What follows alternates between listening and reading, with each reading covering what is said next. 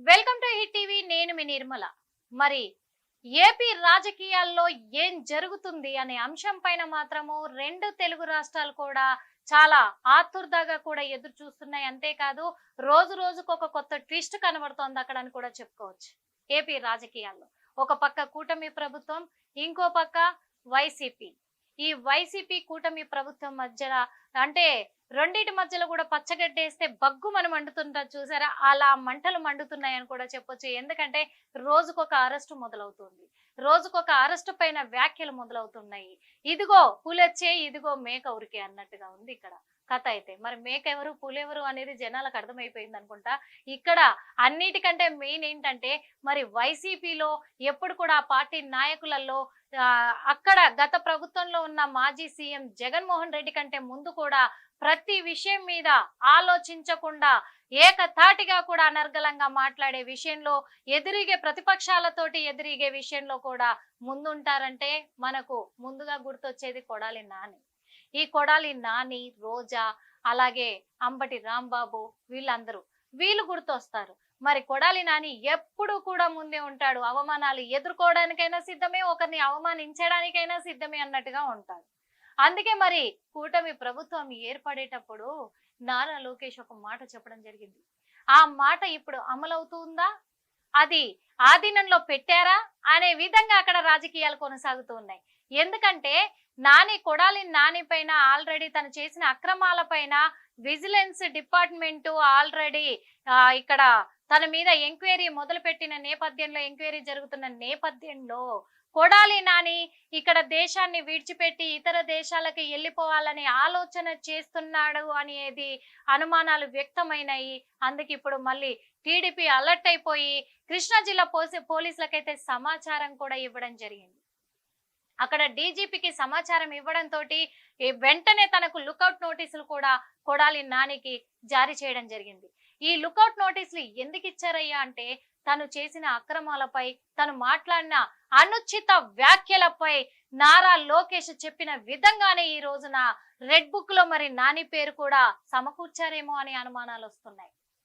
ఎందుకు అంటే వరుస అరెస్టుల పర్వం జరుగుతుంది అక్కడ రసవత్తరంగా కొనసాగుతుంది రాజకీయం.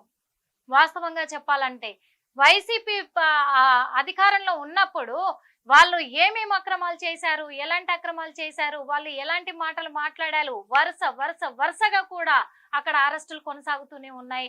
అదే విషయంలో కొడాలి నాని మొన్నటి వరకు కూడా తొడగొట్టి ఒక సవాల్ చేసిండు.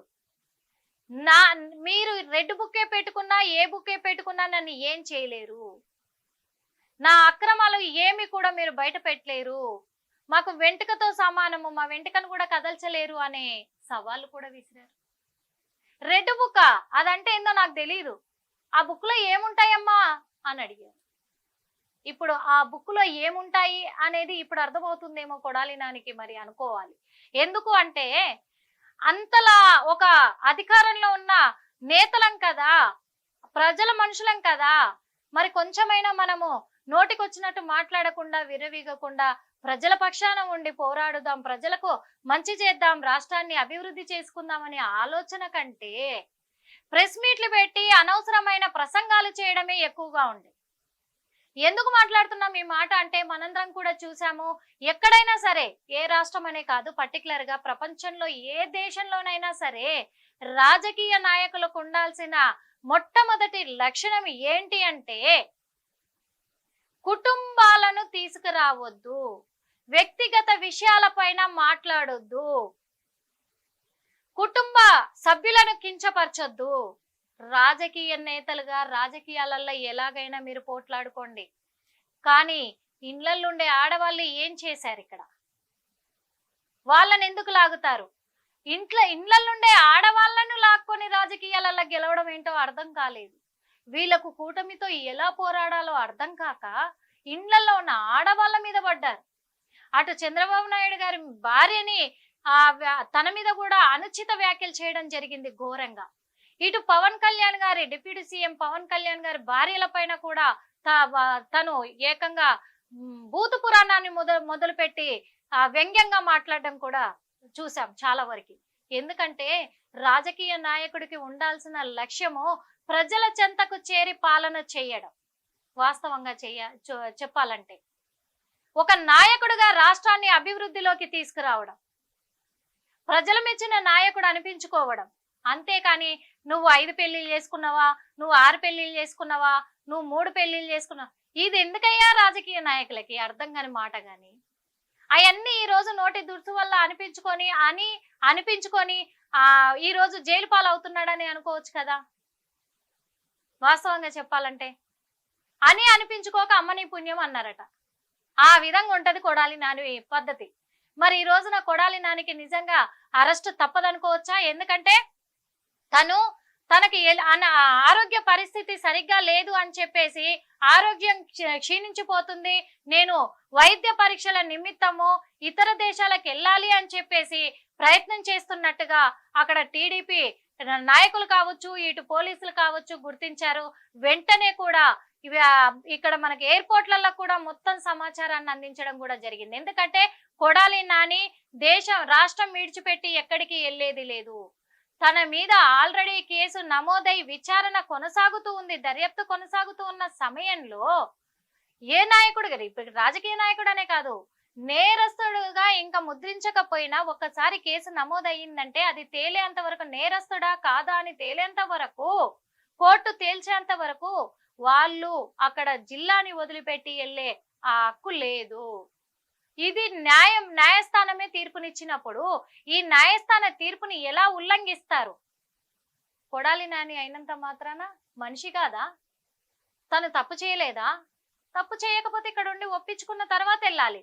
తప్పు చేసిన భయం వెంటాడుతుందా లేకపోతే అనే విధంగా కూడా చాలా మంది ఏపీ ప్రజలైతే, అక్కడ ఆంధ్రప్రదేశ్ ప్రజలందరూ కూడా ఈ రోజు కొడాలి నానిని సోషల్ మీడియాలో ఇలాంటి వ్యాఖ్యలు పెడుతూ చక్కర్లు కొడుతూ ఉన్నాయి. కాబట్టి ఇంకొక విషయం ఏంటంటే, ఈ రెడ్ బుక్ అనేది నారా లోకేష్ ఆ రెడ్ బుక్ ని పెట్టేసుకొని దాంట్లో అందరి చిట్టాని అక్రమాలని నమోదు చేసుకున్నాడు అనేది ఇప్పుడు బయటపడుతూ ఉంది.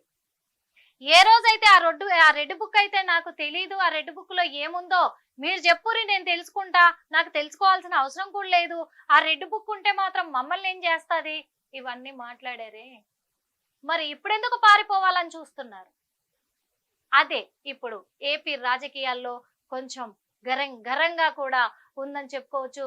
మొత్తానికైతే కొడాలి నాని అరెస్ట్ తప్పదా అనే విధంగా అక్కడ రాజకీయం కొనసాగుతుంది.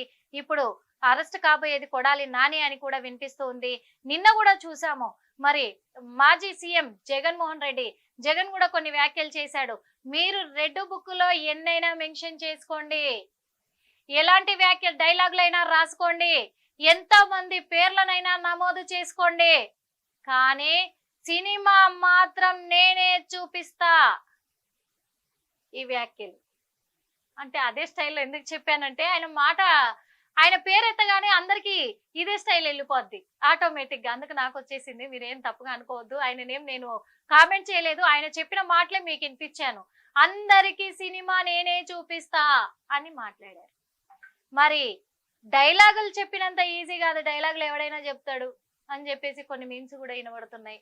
మరి కొడాలి నాని తర్వాత అంబటి రాంబాబునేమో, ఎందుకంటే మరి ఇదే వ్యాఖ్యలు చేసి కూడా పవన్ కళ్యాణ్ గారి మీద ఆయనను అవమానిస్తూ కూడా గతంలో ఆర్జీవీతో సినిమా కూడా చేయించారు, ఆర్జీవీ మీద కూడా కేసులు అయ్యాయి. మరి ఆర్జీవీ అరెస్ట్ కూడా తప్పదు, ఎందుకంటే దర్యాప్తు కొనసాగుతూ ఉంది. ఇంకా నేరస్తులా కాదా అనేది ఇంకా తేలాలి కదా. తేలితే ఖచ్చితంగా అరెస్ట్ తప్పదేమో. అంటే ఇక్కడ మనం గమనించుకునేంత వరకు కూడా ప్రజలు వాళ్ళు చెప్తున్న మేరకు కూడా కొడాలి నాని అరెస్ట్ తప్పదు అంటున్నారు. కృష్ణా జిల్లా పోలీసులు అయితే లుకౌట్ నోటీసులు జారీ చేశారు కాబట్టి ఖచ్చితంగా అరెస్ట్ చేసే అవకాశం ఉంది అని చెప్పేసి అంటున్నారు. ఎందుకంటే గట్టి నిఘా పెట్టారు, తను ఎక్కడికి కూడా వెళ్ళే హక్కు లేదు, తనకి ఇక్కడే ఉండాలి. కాబట్టి ఎయిర్పోర్ట్లన్నిటికి కూడా ఆల్రెడీ ఈ సమాచారాన్ని మొత్తం కూడా వాళ్ళు అందించడం జరిగింది. ఎందుకంటే ఎక్కడ ఏ ఎయిర్పోర్ట్కి వెళ్ళినా కానీ కొడాలి నానిని అరెస్ట్ చేయాల్సిందిగా మొత్తం సమాచారం స్ప్రెడ్ చేయడం కూడా జరిగింది పోలీసులు అయితే.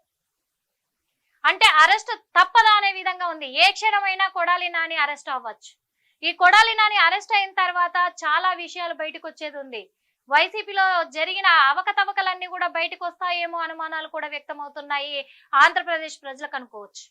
మరి అన్ని కూడా అక్రమాలను బయట పెట్టే పనిలోనే ఉంది ఏపీ కూటమి ప్రభుత్వం అని కూడా అక్కడ ప్రజలైతే మరి వ్యాఖ్యానిస్తూ ఉన్నారు. సోషల్ మీడియాలో చక్కర్లు కూడా పెడుతూ ఉన్నారు. ఇక తప్పదు అరెస్ట్ కొడాలి నానికి, మూడింది ముసళ్ళ పండగ అని చెప్పేసి ఎన్నో కామెంట్లు పెడుతున్నారు, ఆయన భాషలోనే పెడుతున్నారు. మరి కొడాలి నాని అరెస్ట్ తర్వాత నెక్స్ట్ అరెస్ట్ అవ్వబోయేది ఎవరు అనేది ప్రజలకు ఆల్రెడీ చాలా మెదులుతున్న కొన్ని పేర్లు. అంబటి రాంబాబు కావచ్చు, ఇటు రోజా కావచ్చు.